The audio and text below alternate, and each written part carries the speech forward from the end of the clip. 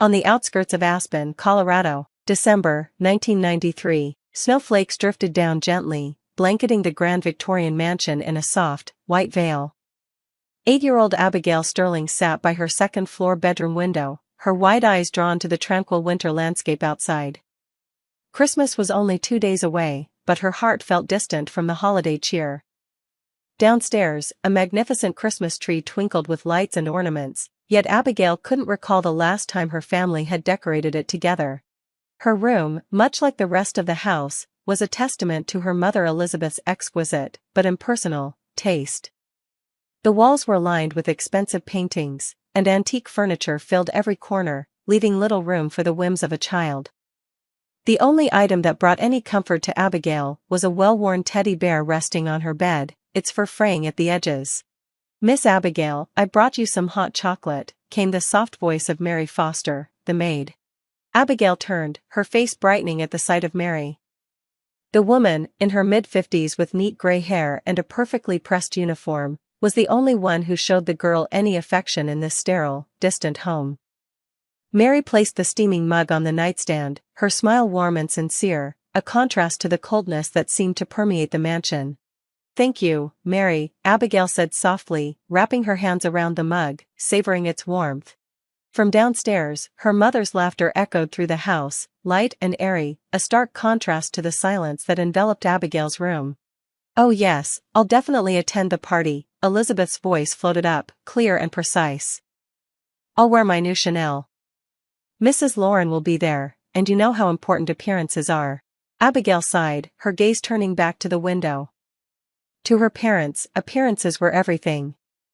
Her father, Jonathan, a high-powered executive, and her mother, a fixture in Aspen's elite social circles, rarely took time for their daughter.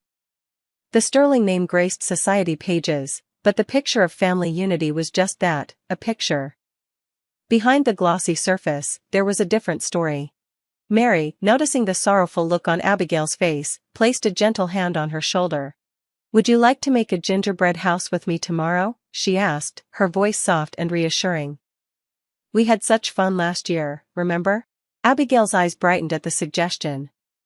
Last Christmas, while her parents had vacationed in Hawaii, Mary had helped her create a gingerbread house, and the memory was one of the few moments of genuine happiness she held on to. But this year, neither of them knew that darker days were approaching, and the once stable world of the Sterling family was beginning to crack. The signs were already there. Each night, muffled shouting seeped from Jonathan's study, the thick door doing little to hide the rising tension within. "What do you mean the deadline has passed?" Jonathan's voice, strained and desperate, carried through the walls. His study was a chaotic mess of overdue bills and red-stamped collection notices. A failed real estate investment in the wake of the Lehman crash had left Jonathan drowning in a $3 million debt. His attempts to redevelop a promising property had spiraled into financial disaster, and the collectors were relentless. Meanwhile, Elizabeth retreated further into her world of excess, seeking solace in shopping sprees that only deepened the hole they were in. Her dressing room overflowed with furs, designer dresses, and jewelry, many with the price tags still attached. Credit card bills accumulated unchecked, their unpaid balance growing with each passing day. The once grand household was beginning to unravel. The staff had mostly deserted, abandoning their posts over unpaid wages, leaving only the cook and Mary behind, Mary, out of a deep sense of loyalty to Abigail. "That child is innocent," Mary murmured to the cook one evening as she wiped down the counter. "She's the only light left in this house." But even Mary's presence couldn't shield Abigail from the growing darkness that loomed over her family. One night, as the house settled into an eerie quiet, Abigail tiptoed down the hallway. She paused outside her parents' bedroom, where hushed voices carried through the crack in the door. $5 million. That would solve everything. Jonathan's voice was low, tinged with desperation. "Could we really?" Her mother's voice wavered, uncertainty threading through the words. "We have no choice," Jonathan interrupted, his tone sharp. "If we don't have $1 million by the end of the week, it's over." Abigail, still too young to understand the full weight of their conversation, could feel the tension hanging in the air, a coldness that chilled her to the bone. The sounds of their voices, tight with fear, made her stomach turn. After that night, her dreams turned darker, filled with shadows and distant whispers. Then, on December 22nd, Jonathan made an unexpected announcement. A family outing to the Rocky Mountains. That's right, Abigail. A surprise for you, he said, his voice strained, as if the words didn't come easily. His smile was tight, and his eyes, those cold, empty eyes, set her nerves on edge. Elizabeth, with her usual polished demeanor, handed Abigail a new camera. "This will make wonderful memories," she said, her cheerfulness forced, as if the words didn't quite match the look in her eyes. Abigail didn't know it at the time, but those seemingly innocent words hid a cruel plan. December 23, 1993, 7:15 a.m. The first light of dawn spread slowly across the snow-covered peaks of Rocky Mountain National Park. A black Mercedes-Benz glided along the icy road, its occupants unusually quiet, their faces hidden behind layers of emotion. Jonathan drove, his knuckles white from gripping the steering wheel too tightly. Elizabeth, wrapped in a new mink coat, shivered despite the car's warmth, her gaze fixed on the road ahead, unseeing. "Aren't you cold, Mother?" Abigail asked from the back seat, her voice muffled by the scarf Mary had knitted for her the night before. Elizabeth didn't answer. Her trembling hands clutched the dashboard, her eyes distant as the car wound its way up toward the summit of Flat Top Mountain. Abigail's innocent question hung in the cold air, unanswered, swallowed by the growing silence between them. On the outskirts of Whistler, British Columbia, December 1994. Snowflakes drifted gently over the sprawling Victorian-style chalet, coating the garden in a pristine layer of white. 8-year-old Abigail Sterling sat by her second-floor bedroom window, her wide eyes fixed on the peaceful winter landscape. Christmas was only 2 days away, but the holiday felt distant. Downstairs, a grand Christmas tree glittered with lights and ornaments, but Abigail had no memories of decorating it as a family. Her room, much like the rest of the house, reflected her mother Elizabeth's immaculate, but impersonal, taste. Expensive paintings adorned the walls, and antique furniture crowded the space, leaving little room for a child's creativity to take root. The only comfort Abigail found was a worn teddy bear lying on her bed, its fur threadbare from years of affection. "Miss Abigail, I brought you some hot chocolate," came the soft voice of Mary Foster, the maid. Abigail turned, her face lighting up. Mary, a woman in her mid-50s, with neatly styled gray hair and a perfectly pressed uniform, was the only person in the house who offered her any warmth. With quiet dignity, she placed the tray on Abigail's nightstand, her gentle smile a rare source of comfort in the cold, distant chalet. "Thank you, Mary," Abigail said, wrapping her small hands around the mug, grateful for the warmth. From downstairs, her mother's laughter rang out, light and musical, but starkly different from the girl's own solitude. "Oh yes, I'll definitely attend the party," Elizabeth's voice drifted up, clear and confident. "I'll wear my new Dior. Mrs. Lauren will be there, so appearances are everything." Abigail sighed. For her parents, appearances were everything. Her father, Jonathan, was an executive at a prominent Vancouver investment firm, while her mother moved in the circles of Whistler's wealthy elite. Time with Abigail seemed to be an afterthought in their tireless pursuit of social status. The sterling name graced society pages, but behind the glossy facade, the reality was far less perfect. Noticing the faraway look in Abigail's eyes, Mary placed a comforting hand on the girl's shoulder. "Would you like to make a gingerbread house with me tomorrow?" she asked, her voice soft and kind. "We had such fun last Christmas, remember?"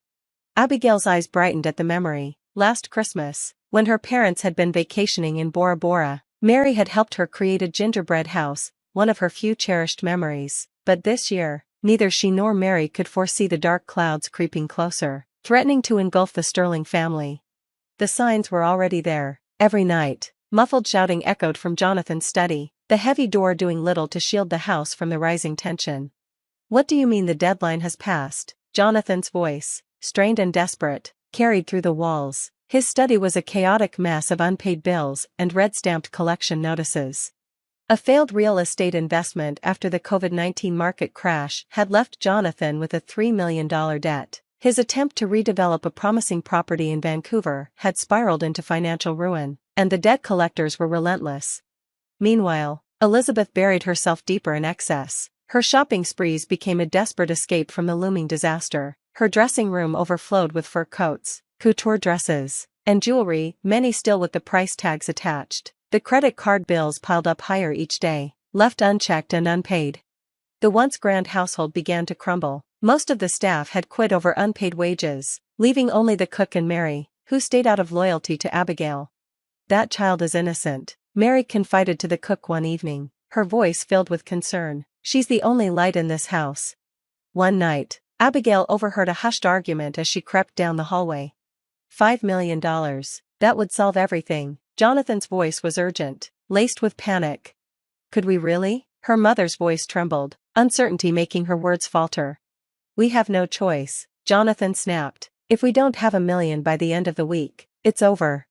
Abigail didn't fully understand what they were discussing, but the fear in their voices seeped into her chest, leaving a knot of unease. Her nightmares grew worse after that night, darker, more vivid. Then, on December 22nd, Jonathan suddenly announced a family outing to the Rocky Mountains. "That's right, Abigail, a surprise for you," he said, his voice forced, a hollow smile stretching across his face.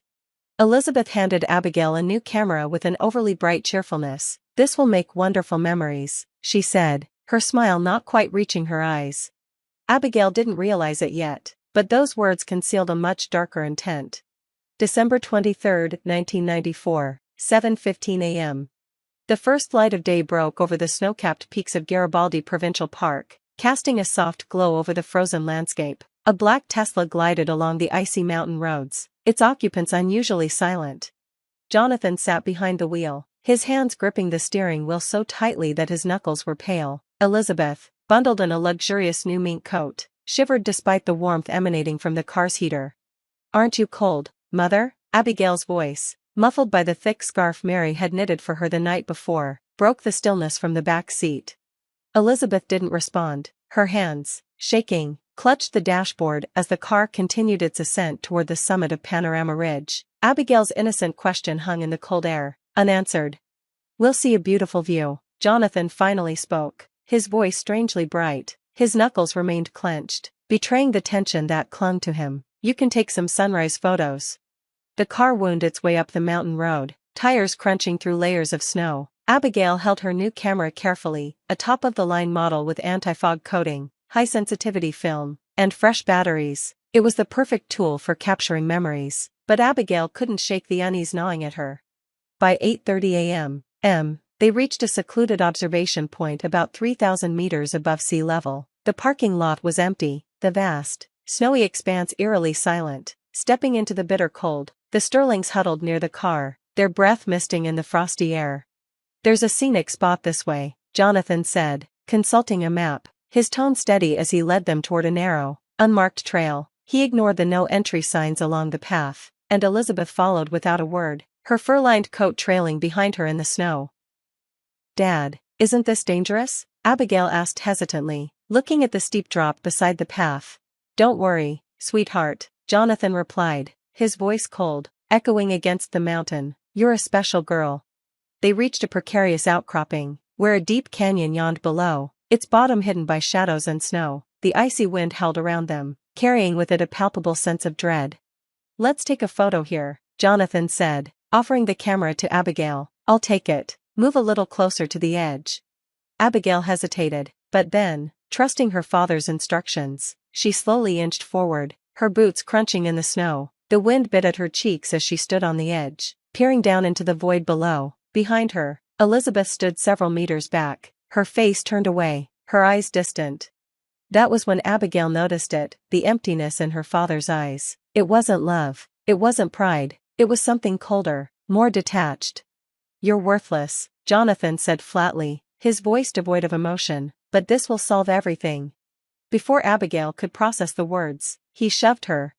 The ground disappeared beneath her feet, and she tumbled forward, her body hurtling toward the snow-covered abyss. Her mother's scream pierced the air, but it felt distant, hollow, as though it came from another world. Time stretched, and Abigail's mind raced, flashing through fragments of memories, the gingerbread house she'd promised Mary, the life she would never return to.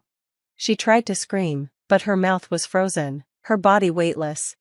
Her fall was finally halted by a thick thicket of shrubs some 30 meters below, but the impact left her battered and bruised. The camera, hanging from her neck, caught on a rock. jerking her to a sudden stop. The shutter clicked, its sound muffled in the vast canyon. The camera's flash fired repeatedly in the dim light, as if calling out in silent desperation. As Abigail's consciousness faded, the faint, rhythmic click of the camera's shutter was the last sound she heard, her only cry for help. 9:10 a.m. Park Ranger Tom Wilson scanned the landscape from the observation point, his eyes narrowing at a faint flash of light across the snow-covered expanse. "Martha," he called to his wife, his instincts alert, "there's something flashing over there." Martha, his partner on patrol, followed his gaze. "Could it be a person?" she asked, a note of concern in her voice. The rescue was grueling. The steep slopes and freezing temperatures made each step treacherous. Using safety ropes, the Wilsons carefully descended into the canyon. When they found Abigail, she was barely alive, her small body battered and motionless, her skin pale and cold. "She has a pulse," Martha shouted, her voice filled with relief, "but she's freezing." Tom immediately radioed for a helicopter rescue. For the 15 minutes it took for the medics to arrive, Martha cradled Abigail against her body, desperately trying to keep her warm in the biting cold. At Whistler General Hospital, doctors worked frantically to stabilize Abigail. Her injuries were extensive, multiple fractures in her right arm and leg, severe hypothermia, and bruises covering much of her body, but the psychological wounds ran even deeper. As the medical team worked, the initial police investigation began. Jonathan claimed Abigail had fallen while attempting to take a photo, but something about his explanation raised suspicion in the detective's mind. There were no eyewitnesses, no concrete evidence, and Abigail was in no condition to testify. 48 hours later, Jonathan and Elizabeth Sterling had disappeared without a trace. Their lavish chalet sat abandoned, the property swarming with debt collectors, yet the couple was nowhere to be found. January 1994.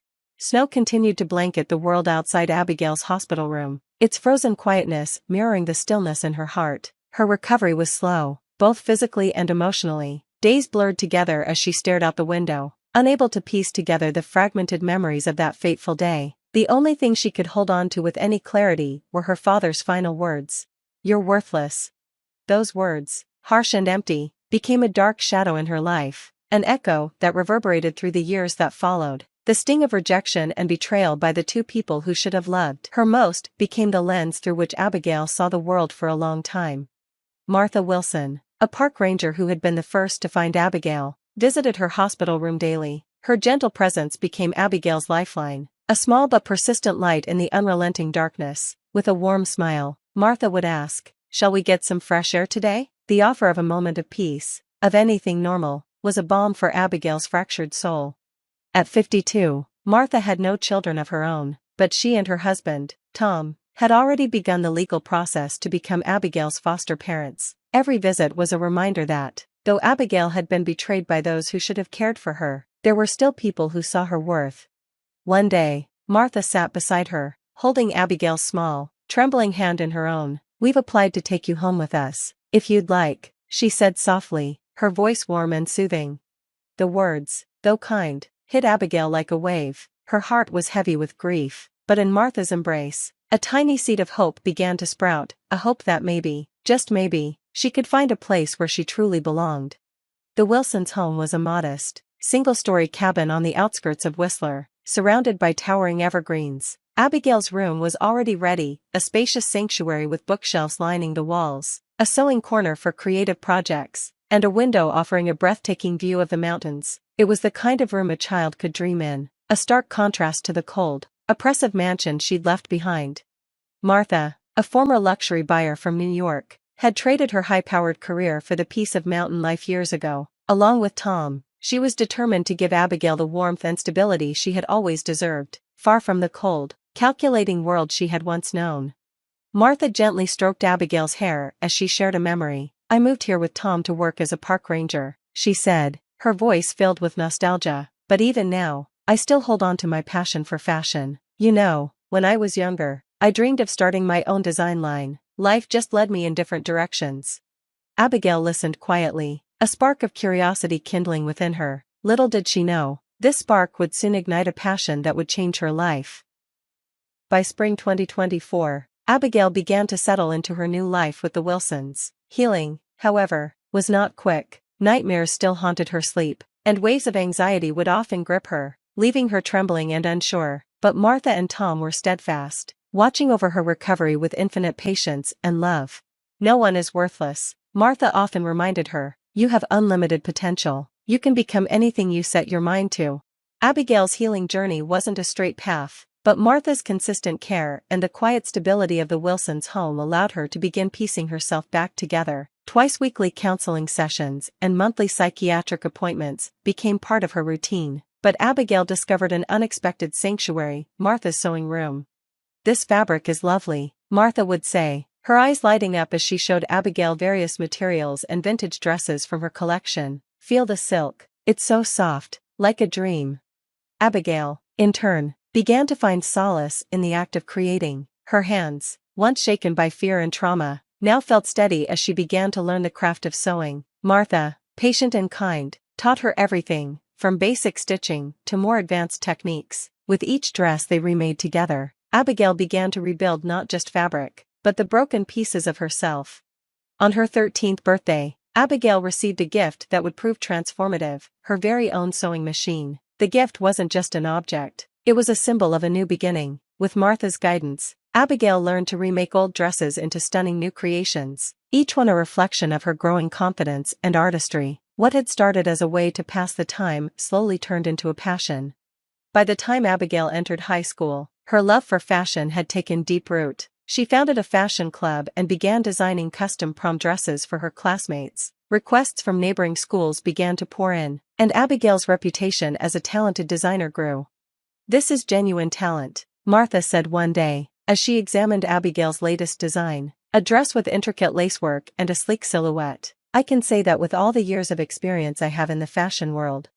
At 16, Abigail took her first job at a local boutique. She handled product selection, displays, and customer service, but what she loved most was seeing the joy on her customers' faces when they found something perfect. It was more than just a job, it was a chance to be part of something special, to bring beauty into the lives of others.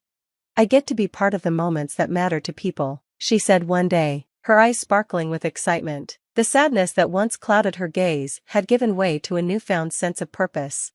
After high school, Abigail's journey took her to Parsons School of Design in New York, where she majored in fashion design and business. Thanks to Martha's industry connections, Abigail secured internships with top brands, gaining invaluable experience while still in school. The fast-paced world of New York was a far cry from the quiet mountains of Whistler, but Abigail embraced it with enthusiasm. She saw beauty everywhere, constantly sketching new ideas in her notebook. "The world is full of beauty waiting to be discovered," she often said, her sketchbook always close by as she dreamed up new designs. During her junior year at Parsons, Abigail received a startling message. A private investigator, hired years earlier by her parents' estate to search for her whereabouts, had uncovered a lead. There had been a sighting of Jonathan and Elizabeth in Mexico. But by then, Abigail had changed. She had grown. She had come to terms with the past and no longer sought to chase it. "I'm not chasing the past anymore," she told the investigator firmly, terminating the contract. It wasn't about them anymore. It was about her, her future, her dreams, her new family. After graduating, Abigail moved forward with purpose. Each step in her career became part of the foundation she was building. By 1995, at just 22, she opened her own store in a quiet alley in Soho. It was a bold step, but one that felt natural. Every dress she designed, every display she curated, was a tribute to the strength she had found within herself. Abigail Sterling was no longer the scared little girl who had fallen from the edge of a mountain. She was a designer, a businesswoman, and above all, someone who had finally discovered her worth.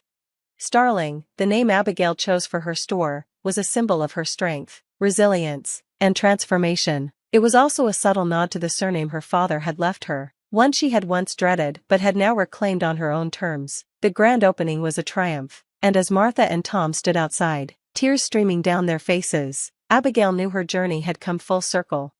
"You've done so well," Martha whispered, her voice full of pride. Abigail had always possessed an innate understanding of fashion, an eye for blending vintage elegance with modern sensibilities. Her designs, one-of-a-kind pieces with a timeless appeal, drew instant attention. Her dedication to attentive customer service and her ability to create unique experiences for each client only added to the allure. It didn't take long before word of her store spread. Celebrities, socialites, and fashion aficionados alike found their way to Starling. By the time Abigail turned 25, she had opened a second store. At 27, a third one. At 28, her Beverly Hills location opened with a grand flourish. That year, her annual sales exceeded $10 million, and she was celebrated by Vogue and other prestigious fashion magazines. She had become an icon, a symbol of the new era of fashion. Fall 2031. At 36, Abigail stood at the heart of her Beverly Hills flagship store during its 5th anniversary party. The store on 328 Rodeo Drive glittered with champagne-colored decor and soft lighting from vintage chandeliers, creating an atmosphere of timeless elegance. Her rise to success had been nothing short of extraordinary. Dressed in a tailored black pantsuit, she draped a white cashmere stole, hand-knitted by Martha, over her shoulders. It was a gift, a constant reminder of the woman who had helped Abigail rebuild her life from the ground up. Her presence exuded confidence, grace, and a quiet power that had earned her the nickname Fashion's New Empress in the New York Times. As champagne glasses clinked and the melodies of jazz floated through the room, Abigail mingled with guests. Socialites, designers, and actors filled the space, all eager to celebrate her success. Amidst the crowd was Catherine Lawrence, once a socialite idol admired by Abigail's mother. Catherine was an unmistakable presence in the room, and when she saw Abigail, she beamed. "Miss Sterling, what a marvelous party," Catherine said with genuine admiration. "Your sense of style is truly exceptional."